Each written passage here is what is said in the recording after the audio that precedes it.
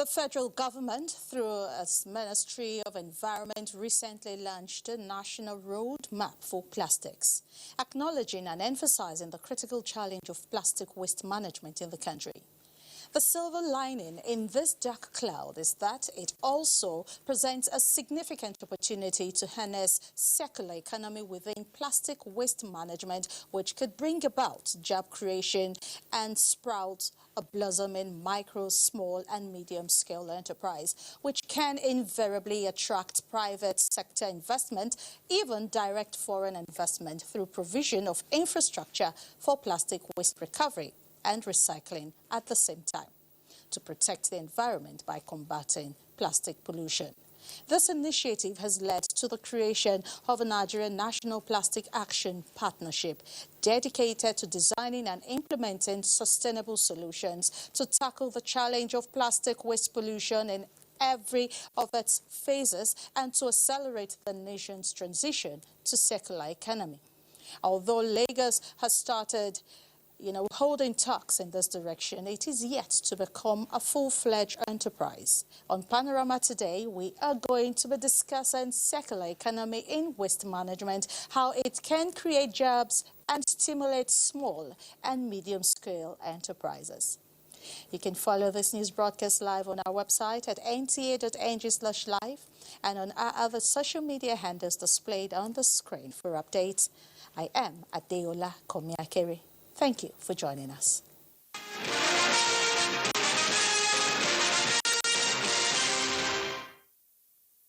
Remember, in a digital age where security meets innovation, a new chapter unfolds at the heart of Nigeria's borders. A select group of Nigerian Immigration Service officers stand ready to shape the future of border control. Victor Azu reports that the message of the Minister of Interior was on vigilance, duty, and the promise of a safer tomorrow. Selected from more than 200 candidates, these officers of the Nigerian Immigration Service have undergone rigorous training in API PNR technology, advanced passenger information and passenger name record, that is. It's a system that analyzes data from travelers before they even set foot in the country, helping to identify potential risks and improve border management. The large responsibility is on you now. The confidence that's been given to you, you have to justify it. From digital gates in Abuja to bus imports of Lagos, the Command and Control Center monitors every move. The Minister of Interior, Olubunmi Tunjojo, is therefore calling on the personnel to be alert, as each data point is a story, a potential threat, or a chance to make travel safer. This is a scheme where there is no margin for error. This is a scheme where you cannot guesswork. This is a scheme where you have to be mentally alert and you have to be ready to sacrifice all for the sake of our fatherland. As the nation's security landscape evolves, these officers of the Nigerian Immigration Service stand as the vanguard of a new era where data is the key and vigilance is the watchword. In Abuja, Victor Azu, NTA News. And reports just reaching us says President Bola Tinubu launches emblem appeal of the 2024 Armed Forces Remembrance Day celebration, and he reiterates commitment to welfare of men and women of the armed forces. Details will come in our subsequent bulletins. Moving on now, Member House of Representatives Alexander Ikweche has expressed regret and apologies to the National Assembly and the Inspector General of Police over what he calls an unfortunate exchange that led to allegedly assaulting an e-hailing cab driver, Stephen Abuja. In a statement on his Instagram page, Alexander Ikweche notes that his remarks and actions do not reflect acceptable values both as a citizen and as a representative of the people, and that alternative dispute resolution methods have been explored with the taxi driver. Recall that The House of Representatives, in an earlier statement, frowned at the incident, emphasizing that any behavior from a lawmaker that falls short of ethical standards is a matter of concern to the 10th Assembly. And moving on now, ahead of Nigeria-Morocco Business Week, public and private sector delegation from Nigeria have commenced courting partners from Morocco to explore investment opportunities as they look to the Africa Continental Free Trade Agreement for leverage. Musa Abubakar reports. As a joint public and private sector delegation from Nigeria meeting their Moroccan counterparts from the Ministry of Energy Transition and Federation of Petrological Industries, Mechanical and Electrochemical. Morocco's expertise in power and renewable energy, as well as steel and mining development, makes them strategic partner for Nigeria as both countries explore areas of investment and partnerships for inclusive growth and development. First of all, getting your steel sector in place, we can do basically nothing as it concerns industry. So that is why we're looking at it seriously, and we're looking up to Morocco as a strategic partner. We intend to take advantage of the African Continental Free Trade Agreement. I think related to steel and metals recycling is definitely very important for us. And all the areas around shipbuilding and making sure that we're having more and more green ship lane. Push our collaboration in this sector. Yeah.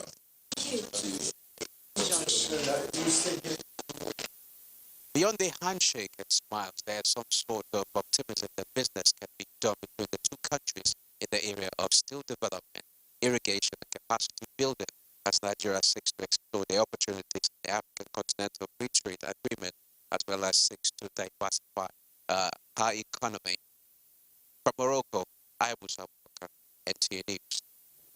The people of Biseni community in Yenagua local government area of Bayelsa State are soliciting for urgent intervention to assist them contend with the ravaging flood situation facing them as they are already counting losses. Darius Akumoye, who responded to a distress call and visited the community, has the situation report. Biseni community is one of the Bayelsa State border community with River States. This community, among other communities in Bayelsa State, is presently being challenged by the devastating effects of flood. A visit to the oil-rich community shows the impact of the flood to both human, farmland, access roads and houses. The flood investigation reveals is largely as a result of the overflow of the River Niger from the Mbiama axis, forcing natives and non-natives to flee from the community, while others have taken refuge by the roadside. His Royal Highness King Agule Debekeme is also affected by the natural disasters displacements. Over the years, we have suffered this natural flood disaster that has been salvaging this kingdom annually. And we've cried to the government that I know this is above within the state because it is a natural disaster. We want the federal government, state, to come and prepare an IDP camp area where they will dredge. At least we need about 10 various places where they will dredge it so high and provide everything. So when we have this type of experience next year, they will just move them to that camp. Since the farmlands were equally not spared, most of the farmers who smartly enough hurriedly harvested their crops, while a major chunk of the produce has been washed away. What is in my house? We cannot sleep but mosquitoes, and otherwise even our legs are getting rotten. Flood don't pursue me. Now I want to die. My legs themselves, they pain me. Everybody, they pain me so. I therefore inside water like this. It has affected us mentally and otherwise. You can see both little children, adults, every person just hanging around the tag road. But I've not eaten since morning. I just want to make sure that I don't lost my crops. So the flood, I don't know how we can come out of this. People are complaining, federal government. I don't know if they are hearing us. Already, the community can only be assessed through canoe and the cost of commodities have increased. In Yenegoa, Doris Akomoye, NTA News. Help really needs to get there fast and quick. Now let's take a break. Panorama continues shortly. Thank you for staying with us.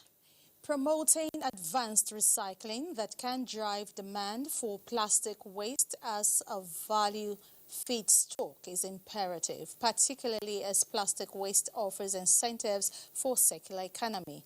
Diana Ajale, who interacted with some environmentalists and concerned stakeholders in Lagos, completes the report. Waste is never a waste until we waste it. This quote is the best way to capture the case of plastic pollution. There are many ways, for example, to reuse discarded plastic bottles, apart from mechanical recycling. It's not just plastics that can be recycled. Aluminium cans can be recycled. Glass bottles can also be recycled. And that would also, reduce the amount of resources being taken up from the environment. We need to make sure that it does not even end up in the dustbin. It must not end up in the ocean. Reports by the United Nations Environment Programme shows that Nigeria, with an estimated 32 million tons of solid waste generated annually, is among the top 20 nations that contribute 83% of the total volume of land-based plastic waste globally. How can the nation's circular economy benefit from the conversion of this huge solid waste? Nigeria is on course if we decide to join the rest of the world in doing this transition. But this transition, it has to be just for it to be impactful. So we need a lot of education of Nigerians on what the initiative is all about. Millions of people employed in the plastics industry. Key players believe adoption of methodology for total recycling of plastic will not only add to the nation's economic growth, but also reduce plastic pollution while encouraging environmental protection. In Lagos, Diana Ajale, NTA News. And to further discuss plastic waste management using circular economy, I have with me Dr. Femi Dowadegoke, President, Lagos State Recyclers Association. Thank you for joining us on Panorama. Thank you for having me. Okay, now, in layman's term, and for the benefit of our viewer, what is circular economy? Let's start from there. Okay, thank you very much. So, in layman terms, circular economy is moving away from the old ways of doing things. You take the natural resources either from the ground or from the trees, for example, paper. You take paper is made from pulp, from trees, and then you use it. After using it, you dump it. You don't make use of that end product anymore. Yeah. But also like plastic is made from petrochemicals. So now you generate the plastic, it's durable, you can use it, you can carry it, but at the end of consumption, you discard the plastic. That is what we call linear economy. That's what we're used to. That's what is prevalent now, presently. Take, make, and dispose. But what circular economy is talking about is to reduce, first, phase out waste, even from the design state of the product. Can we phase out waste? After that, can we minimize our consumption? After that, okay, you have used this material. Can you keep it in use for as long as much rather than just dumping it? So that is circular economy in layman terms. Okay, so now we know that Nigeria is the second largest producer of plastic pollution in the world. All right, now tell us in practical terms how plastic waste, right from the bin to the last product, could generate income using circular economy. Okay, thank you very much. Like in one of the reports that it's clearly stated, and that's our slogan. It is not waste until it is completely wasted. So, for plastic waste, for plastic resource, even from the design, like I said, the manufacturers needs to design a plastic that is reusable, that is recyclable, that is recoverable, and that will keep the loop, will close the loop. For example, your soda bottle or bottled water, after the consumption of the water, you need not to trash it. You can actually keep it, and then you get value for it. There are recyclers in Lagos and all over the country. Almost everywhere in the country, you can get value for it. And innovation is driving it. In Abuja, we have one of our recyclers has installed a reverse vending machine that was locally produced in Nigeria. That you can actually go there, put your plastic into the vending machine, and you get a ticket where you can go and claim money, value for it. So there is need for reorientation of the people, behavioral and attitudinal change. And once the people get this, they know that they can get value for it. And let me quickly add, for a very long time, we have maligned the informal sector. We call them many derogatory names. But we forget that these people are actually making a living from it. And this must start from the home front, from the community. Sorting and segregating our waste at source will give us value. Okay, now trying to get people to gather these plastics and take to the recyclers, it's a heinous tax.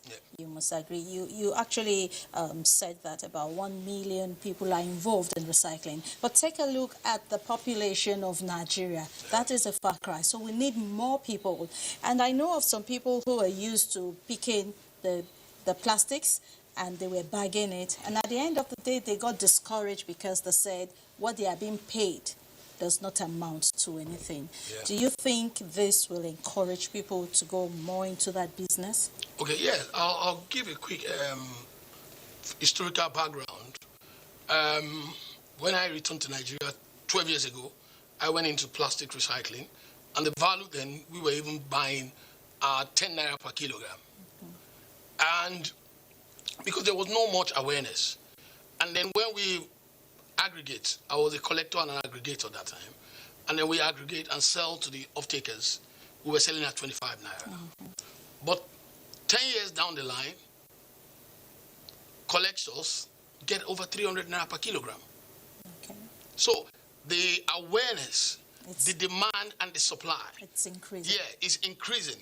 And the value that people get now is way more. I understand people will tell you there's inflation and all of that, but there has been resurgence in the industry. There's been more investment, both from the manufacturers, which is the extended producer's responsibility, and the private sector, private investors. We're not where we want to be, but there has been progress. So the value is increasing. All right. Now, so with the federal government, focusing on this circular economy in plastic waste management, how can recyclers now come in? More people like yourself. Okay, well, the National Plastic Action Partnership, through the whole process, we were involved because NPAP was a multi-stakeholders engagement, and the recyclers across the country, manufacturers, bottlers, government agencies, consumers were all involved in developing this roadmap. And that's why the implementation of it is on all of us as well. It has to start from home, a segregation of your waste at source, not just plastic, but if you separate your plastic from your food waste, from your organic waste, you can actually get value for all of them in different waste streams. A lot of people don't understand that even the aluminum can has more value than the plastic. But we have challenge with the plastic. The challenge we have in Nigeria is not actually the plastic or the aluminum can or the organic waste. It is waste management challenge. Okay. And if we start to segregate our waste as source, we would have first laid the right foundation for tackling the waste management challenge. Okay, so trying to aggregate the waste. Now, where does enlightenment campaign come in here? Do recyclers work with the National Orientation Agency? Is there this awareness on the part of every Nigerian concerning waste?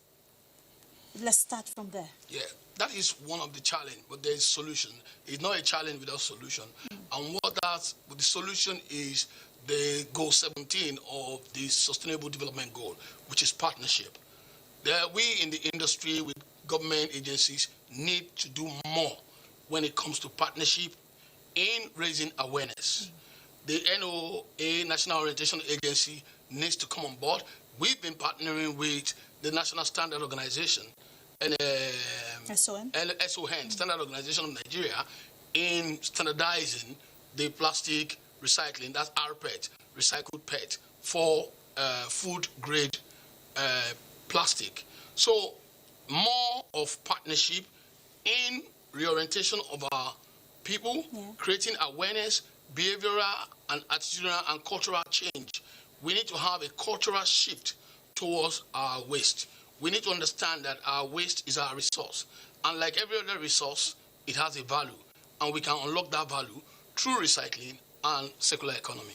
Okay, now, so how could circular economy in plastic management create jobs, for Nigerians? Let's say someone out there now watching us with a little capital and wants to earn a living this way. Yeah, there is what we call the value chain in plastic recycling or plastic circular economy. From the consumer to the collector to the aggregator, processors, manufacturers, and it keeps online because after the manufacturer, it goes back to the consumer. From the consumer, it goes back to the collector. So it is for who is interested and wants to be part of it to identify your area of passion. You want to be a collector. You want to be an aggregator. And this is and there are resources that you need. If it's just small resources, you can start as a collector, and as you go on, you can move to the next value chain as well. So in other words, Nigeria can greatly benefit from plastic waste management. Yes. Sustainable, proper plastic waste management, it will help Nigeria, assist Nigeria to diversify our economy, circular economy, create millions of jobs, because currently there are millions of jobs that have been created, but informally, we're not capturing them, and also the formal sector. So we need not to work in silos. We must work together to move the country forward. Thank you very much, Dr. Femi Idowu-Adegoke, for your thoughts on plastic waste management and the circular economy.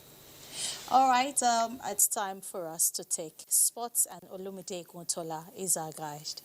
Following the emergence of Manchester City's Rodri as winner of the Ballon d'Or, Nigerian international and Atlanta striker Ademola Lookman looks set for the CAF African Footballer of the Year 2024 after he emerged as the 14th overall best player of the 2024 Ballon d'Or rankings at a ceremony organized by the French magazine France Football in collaboration with UEFA. Lookman's position makes him the highest ranked African player on this year's prestigious list. That as further increases the chances of Ademola Lookman winning the next African Player of the Year. He has done very well for his club Atalanta, helping them to Europa Cup triumph, and also helping Nigeria to second place in Africa. With all the goals, with all the individual performances of Vinicius Junior, I was actually expecting nothing less than him getting the Ballon d'Or trophy yesterday, but I was surprised that the trophy had to go to Rodri. I can say confidently that Rodri is actually the best, because Rodri won the best player in Europe as ahead of this Vinicius Bellingham. In female football, Nigeria's Super Falcons continue their rebuilding process following a below-par performance at the 2024 Women's Olympic Football Tournament, with the second leg match of the international friendlies against the Green Ladies of Algeria. Nigeria won the first leg 2-0 in Ogun State on Saturday and are back at the Mobolaji Johnson Arena, Lagos for the return leg slated for 2 p.m. Tuesday. In tennis, home favourite Hugo Humbert maintained his impressive record on indoor hard court in France at the Rolex Paris Masters, where he defeated American Brandon Nakashima 6-3, 4-6, 6-4. The Frenchman has won his past 9 matches on French indoor courts, having lifted trophies in Metz in 2023 and in Marseille in February. With sports update, Olumide Eguntola, NTA News. And that's Panorama came to you from Lagos Network Center of the NTA. Thank you for spending time with us. I am Adeola Komiakeri. Enjoy the rest of your day.